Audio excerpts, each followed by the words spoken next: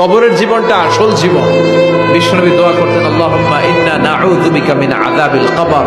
আল্লাহ, আমি আপনার কাছে কবরের আযাব থেকে পানাহ চাই, কবরের আযাব থেকে বাঁচতে চাই। এই কবরের মধ্যে অনেক ফিতনা হবে, অনেক সুয়াল হবে। কবরে প্রশ্ন আছে না নাই? কথা বলেন। প্রথম প্রশ্ন জিজ্ঞেস করা হবে, মার রব্বুক, তোমার রব কে? বলেন, আমাদের রব কে? ওমা দীনুক, তোমার ধর্ম কি? বিষ্ণুবীর চেহারা দেখিয়ে বলা হবে, তাআরিফু মান হাযা রাজুল, এই লোকটারে চিনো? আমরা কি বলবো?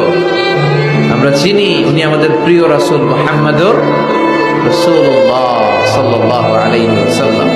এরপরে জিজ্ঞেস করা হবে, এগুলো কোত্থেকে শিখলা? আমরা বলবো কোরআন থেকে।